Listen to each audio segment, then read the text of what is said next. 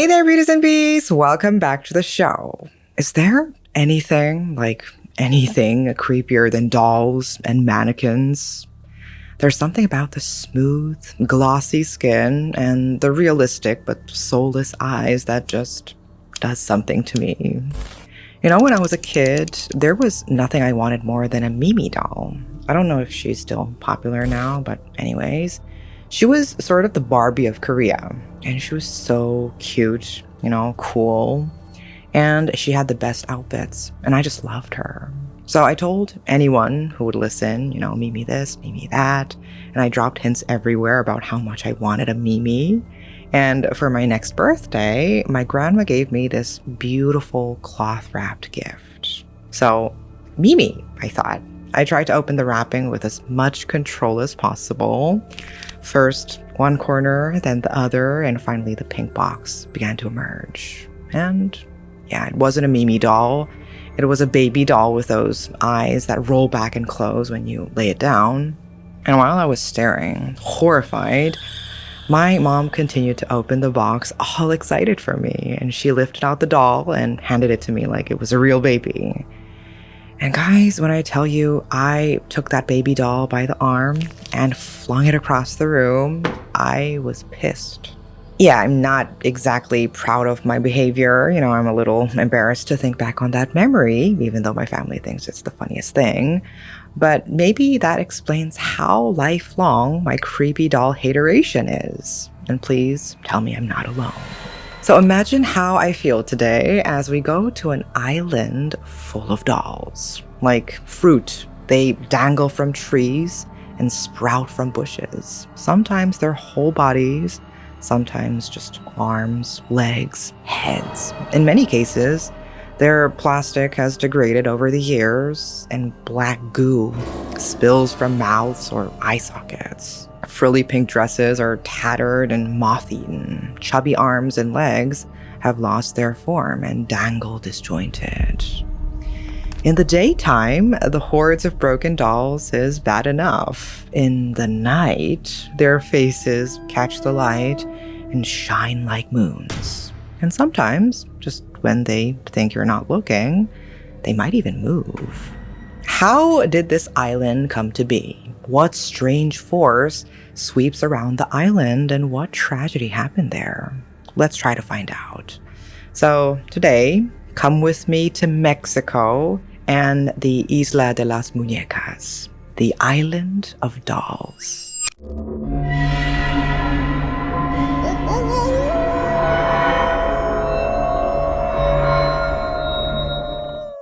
In the 1950s, a quiet and devout man by the name of Don Julian Santana Barrera moved to a chinampa in the water channels of Xochimilco on the south side of Mexico City.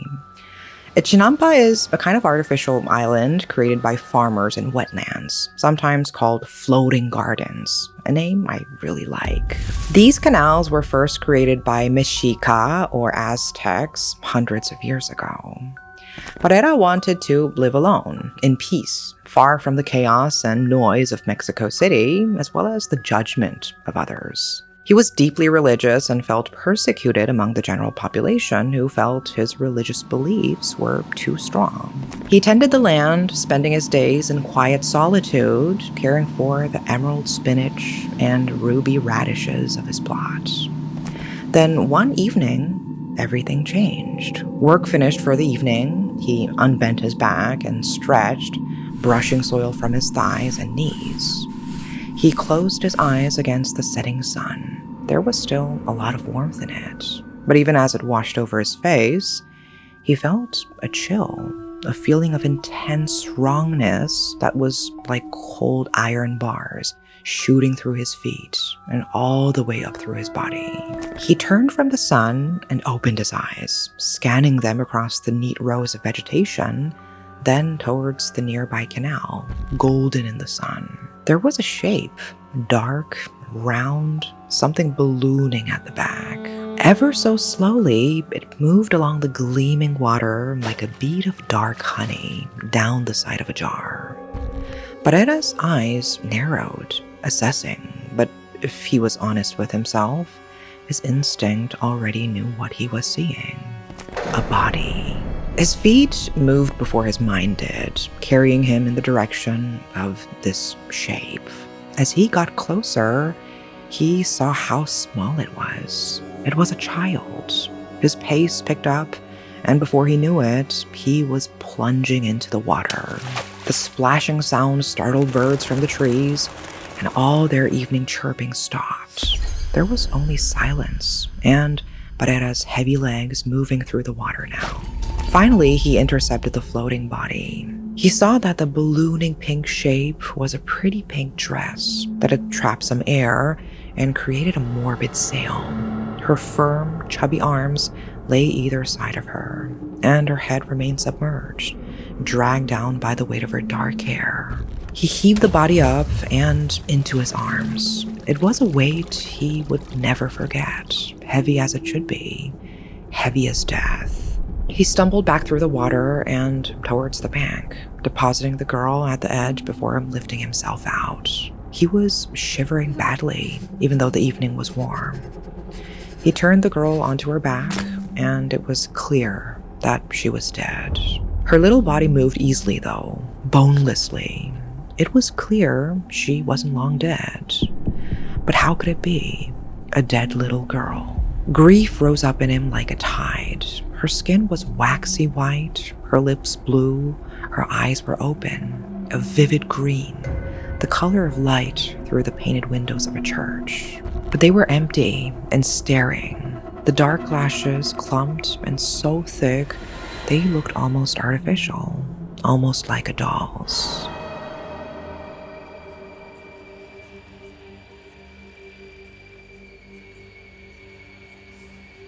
After reporting the matter to the authorities and seeing the little girl's body carried away, Barrera returned to his garden. But he felt like something had fundamentally changed about it. His vegetables were thriving, but he felt depleted, wilted. It was like the death of the little girl had asked a question, and now he was poised, waiting for an answer. One day, not long after the event, things in his chinampa took a strange turn. Barrera was just putting his tools away one evening when he started to hear sweet singing coming from the direction of the water. He turned to look, knocking some tools with his elbow. They clattered to the floor, and the singing stopped. When he stopped to pick up the tools, the singing started again. His heart froze. He recognized the song. Mexican fam? I bet you can guess what the song is. Woe is me, Llorona, Llorona, you are my darling. It was the Mexican folk song La Llorona, a sad, powerful lament inspired by the folktale of the weeping woman. More on her later. The tool slipped from his hands. He stood, turning back again to the water, but whatever had been standing there vanished, leaving him only with the faintest impression that something had been there at all. It continued like this for many days. He tried to tell others about it, but they assured him it was the shock of finding the body and the old tales of river spirits getting to him. But Barrera was certain he had seen what he'd seen, felt what he'd felt, and heard what he'd heard. After the singing came whispers, giggles. A small shape seemed to flit between the plants and stalks, and every time he tried to catch a full look at it, he failed. Sometimes, when he was more immersed in his work, he'd feel a sharp tug on his shirt, but turning, sick with fright, there was nothing. One time he heard, clear as cut glass, "I want my doll." But there was nobody around as far as the eye could see. Then it came, the evening he heard crying. You know those big, full-bodied sobs that children are especially good at, and we adults should probably do a lot more, maybe a lot more. It was that sound, the sound that no caring person can resist following to comfort that person or child. Barrera, despite being unsettled and scared, followed the sound all the way past the spinach crop, past his little shed, and towards the water's edge. He saw something floating down the stream towards him. He closed his eyes against it. My God, he thought. What is this? Not again. But it was smaller, much smaller than before. It was a doll.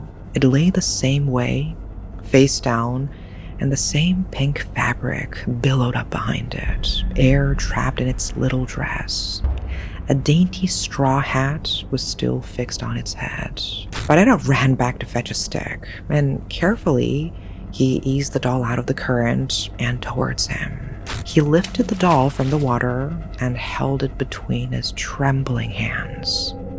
He was certain that this doll belonged to the little girl. He was certain she sent it to him. Now, beauties and beasts, this is where, like a lot of these stories, crucial details deviate. What happens next is that Barrera hung the doll up, but there are different reasons given why he did it. Some say he put it up to honor the little girl, while other accounts say he put it up as a talisman to protect him. Others say he put the doll up as a protection for the little girl in the afterlife. Whatever the reason, Barrera believed that the doll represented something important to the little girl, and it was to be the first of many. The very next day, another doll appeared, then another. Barrera was certain that somehow the little girl was communicating with him. He continued fetching and hanging any dolls or toys he found in the canal and surrounding waters, slowly building a forest of broken, beaten toys. He didn't try to mend them or clean them. He believed the decay had a kind of point and power. This all started with the death of a little girl, after all. People became worried about the quiet farmer. Arriving on his island by the gondola-like trajinera, they'd step into a haunting land of dead-eyed dolls. But Barrera insisted that no, these tokens were important. They kept bad spirits at bay.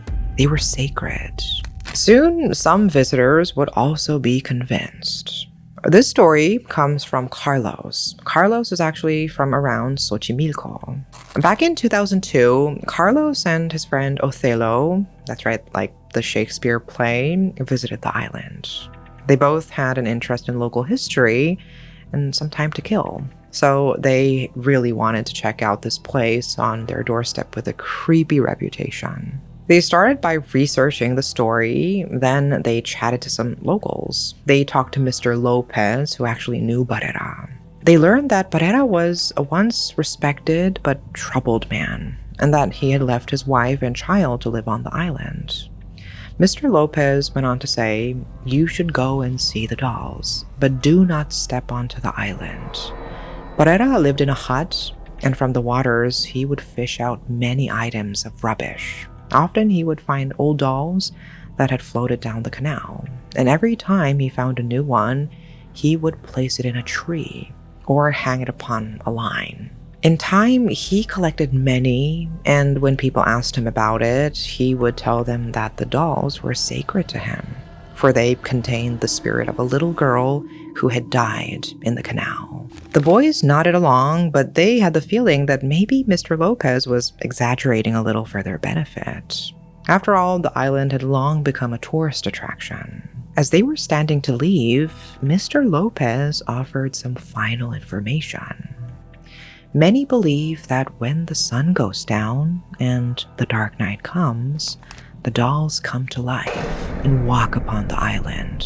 I myself have driven my trajinera past the island at night, and I have seen things. What things? Carlos asked. Mr. Lopez seemed to carefully consider his next words. His sharp eyes regarded both boys for a long, long time. Finally, he answered, "Small people, like very tiny children, running in the long grass. I have heard them giggling like children, but they are not children." A bone-deep shiver ran down Carlos's spine. He looked at Othello, but he seemed unbothered. His deep brown eyes sparkled with amusement. "Thanks, Mr. Lopez," Othello said, and as they walked off, he nudged Carlos's arm like, "Get a load of this guy." But Carlos wasn't so sure. Mr. Lopez looked awfully serious. The pair arrived on the island while it was still daytime. Their boatman didn't linger, only left them with a curt warning to be careful, and a promise he would return the next day to collect them. Though this he delivered with a cagey, uncertain look in his eyes. The island was just about as scary as described. There were a few other tourists wandering around, and sometimes they caught each other's eyes and giggled nervously. The blank eyes, or even eye sockets, followed them wherever they went, while an unsettled breeze blew through the dry plants and rickety old trellises. Carlos felt extremely uncomfortable, faced with head after head after head after head. Some of them had sunken cheeks, some had mouths dribbling black goo, some were sun-damaged in a way that left their plastic skin pockmarked and stippled with a texture like empty honeycomb. A sufferer of trypophobia, an intense fear of small holes or bumps, Carlos gagged and had to look away. Othello jostled his arm and smiled his broad, handsome smile. Night fell, the other tourists left, and both boys were left alone. The first thing Carlos noticed was how deafeningly loud the cicadas were. The pair had to raise their voices to be heard as they sat sipping coffee and eating snacks among the ravaged plastic bodies. Just as Carlos was about to offer another biscuit, Othello sat up straighter, his eyes wide. He saw something moving in the darkness behind Carlos. "Shut up," Carlos complained. He didn't like it when Othello goofed around in scary situations. But Othello shook his head. He was serious. He raised his torch towards the space behind Carlos. "Screw this," Carlos thought, and scooted around so he was facing the same direction. Sure enough, something was moving in the darkness right behind where Carlos had been sitting. It moved in a slow arc back and forth, a pale blob shaped like a sausage. Carlos almost wanted to laugh, but then his eyes made sense of what he was seeing. It was a doll. No arms, no legs, just a torso and a head swinging by a rope from its neck like it had been hanged. Its pudgy little face should have been cute. It was originally a child's toy, for God's sake, but it was grinning grotesquely. Its plastic little teeth were all pointed. Just when the boys thought it couldn't get any stranger, the plastic mouth creaked open, then open again. Something was pushing its way out from within. White, glistening, undulating with movement from inside. A fat, wet worm dropped to the ground and split open where it landed, oozing greenish liquid. Both boys sprang to their feet, knocking over coffee and crushing biscuits. They sprinted to the edge of the island and started calling at the distant lights of boats to come help them. But they found their voices drowned out by the sound of the roaring cicadas. Othello spun around, suddenly with a yelp. "What?" Carlos cried. "Footsteps," Othello answered. Panic surged through Carlos. He understood now how she became so startled they threw themselves off cliffs or into traffic. Something giggled right in his ear. He made to jump into the water. He'd swim from the island if he had to, but a firm hand caught his shirt from behind. "No," said Othello. "Don't you see? That's what they want." He swung the torch around and pointed it into the water. Through the greenish murk, old netting and a forest of canal weeds could be seen moving back and forth, slowly with the current. "They want to drown us, Carlos." It was true. The water was much deeper than it first appeared, and Carlos wasn't exactly a good swimmer to begin with. He saw his near future like an apparition. Him caught in the netting, shoes filling with water, then his mouth, then his lungs as he was dragged down and down towards the same fate as the little girl. The canals weren't so deep, but they didn't have to be, not if there was enough intent. Just as Carlos's panic was reaching fever pitch, a bright light nearly blinded them both. They threw their arms up to shield their eyes and then heard a familiar, graveling voice say, "You young people, you never listen." It was Mr. Lopez, back to fetch them. Reaching Mr. Lopez's small dock again, Carlos tried to explain what had happened with chattering teeth. Stuttering and failing, Carlos stopped as Othello took over. "They wanted us to run into the water," he said. "I am sure this is why they wanted to scare us." Mr. Lopez looked at him with tired but not unkind eyes. "Of course," he said. "What do you think happened to Mr. Barrera?" Mr. Barrera lived on the island for over 50 years. His collection grew and grew as he continued his mission to add more and more dolls. It's said that today, there are around 4,000 dolls. In 2001, Mr. Barrera's nephew joined him on the island to help him plant pumpkins. They worked together in the odd company of an army of dolls. At one point, the nephew went to work on the garden, and when he returned to find his uncle, his body was lying face down in the canal, drowned. It was in the exact same spot the girl's body was first found. He was 80 years old. Mr. Barrera's nephew later moved to the island. I know, right? He'd tell visitors about how the dolls would move their heads or whisper to each other. When he was asked who he thinks haunts the island, he answered plainly, "The little girl." He said you can still hear a little girl's voice at night. And he added that now you can also hear the sound of his uncle's cane. Is Mr. Barrera now the latest addition to this haunted island? And who, if anyone, will be the island's next victim? Some locals don't like the canals due to a bad energy rumored to flow through them long before Barrera discovered the body of the young girl. There are claims of seeing spirits in or above the water, and even stories about possessions. In fact, some people think Mr. Barrera was possessed. And then there is the song the little girl was singing, La Llorona. I don't want to get too much into it here because we have another video for that, so if you're curious, you can check out that video. But in many versions of the popular folktale, La Llorona is the ghost of a woman who drowned her children. She is now condemned to wander near rivers, lakes, and canals searching for them. In many tellings, her cry is an omen to stay away from the water at night. Could this be connected to Carlos and Othello's experience? Indeed, could this be connected to Mr. Barrera's fate? Then there is the power of water as it relates to death. During Dia de los Muertos, Days of the Dead, many Mexican families built an altar for their deceased loved ones. They place a glass of water on the altar to help quench the thirst of the deceased as they make their long journey in the afterlife. Water was also seen as a connection to the divine. And then there is the more direct meaning. The river of life, purification, a connection between this place and the next, and so on. What are our thoughts on the power of water when it comes to spirits and death? Guys, I think it's interesting and sad and maybe comforting sometimes. How grief is often expressed through items or tokens.